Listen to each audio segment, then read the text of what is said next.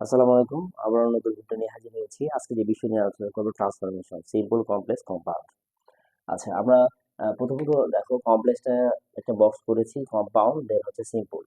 এখানে লিখছি সু ডট ডট দ্যাট থাকলে এটা কমপ্লেক্স বুঝতে হবে, এবং কমপ্লেক্সে সু ডট ডট দ্যাট থাকলে সোর পরিবর্তে ভেরি আসবে কম্পাউন্ডের ক্ষেত্রে, আর দ্যাট এর মধ্যে আসবে অ্যান আসবে, সেটা হচ্ছে কম্পাউন্ড যখন আমরা কম্পাউন্ড করব।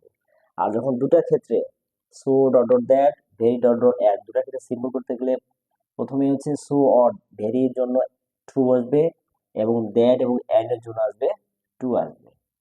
এ হচ্ছে একটা মানে সিম্পলে মানে মনে রাখার জন্য একটা রুলস। এখন আমরা এক্সাম্পল যাবো, যদি এভাবে মনে রাখি তাহলে সহজ হবে। প্রথমে আমি কমপ্লেক্স একটা এক্সাম্পল বাক্য লিখবো, সেটা দিয়ে আমরা করে দেখাবো।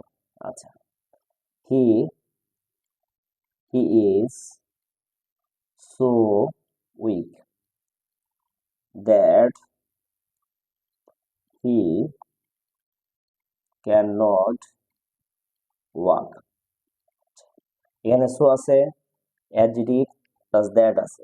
আচ্ছা, তাহলে ধরে নিলাম এটা হচ্ছে কমপ্লেক্স। প্রথমে আমরা কম্পাউন্ড করব, তাহলে সাবজেক্ট ভার্বের কোনো পরিবর্তন হবে না। হি ইজ, সোর জন্য কি আসবে? ভেরি গুড, সোর জন্য আসছে ভেরি। আচ্ছা, তারপরে অংশ কি আছে? উইক, পরে অংশ লিখবো। আর দ্যাটের জন্য কি লিখবো? অ্যান্ড, দ্যাটের জন্য লিখবো অ্যান্ড, তারপর যা আছে তাই।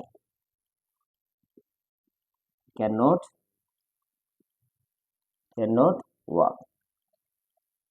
খুবই সহজ। দেখো আমরা প্রথমে সোর জন্য লিখবো ভেরি, আর দ্যাটের জন্য লিখবো অ্যান্ড। সেটা আমরা কমপ্লেক্স থেকে কম্পাউন্ড, যদি কম্পাউন্ড করতে বলে সেক্ষেত্রে আমরা ভেরি ডট অ্যান্ড লিখবো। যদি কম্পাউন্ড থেকে কমপ্লেক্স করতে বলে প্রথমে ভেরির জন্য আসবে সো, পরে অ্যান্ডের জন্য আসবে দ্যাট। এখন দেখো দুটার ক্ষেত্রে একই ভাবে সিম্পল করতে হয়। যেমন সো অর ভেরির জন্য কি করবো আমরা? সিম্পল করবো। এখন সাবজেক্ট প্লাস ভার্ব যা আছে তাই লিখবো, হি ইজ।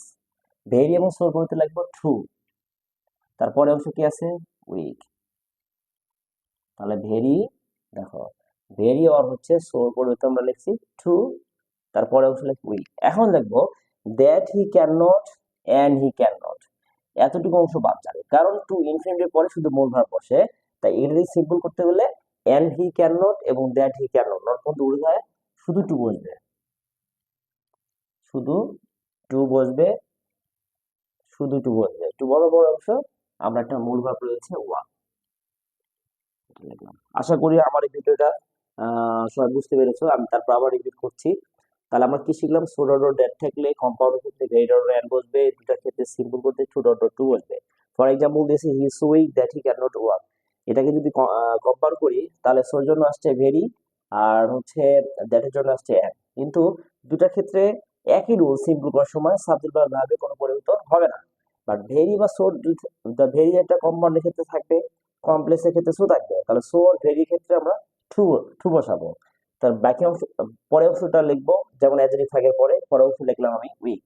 এরপরে টু যুগে বাকি অংশ লিখতে বলছে। টু এটা ইনফিনিটিভ, এরপরে মূল ভার্ব থাকবে, অর্থাৎ দ্যাট হি ক্যান নট কমপ্লেক্সের ক্ষেত্রে উঠে যাবে, আর যে কম্পাউন্ডের ক্ষেত্রে অ্যাড হি ক্যান নট মধ্যে উঠে গিয়ে শুধু টু যুগে একটা মূল ভার্ব বসবে। আশা করি আমার ভিডিওটা আপনাদের ভালো লাগবে। যদি ভালো লাগে থাকে অবশ্যই লাইক, শেয়ার, কমেন্ট করবেন। আসসালামু আলাইকুম।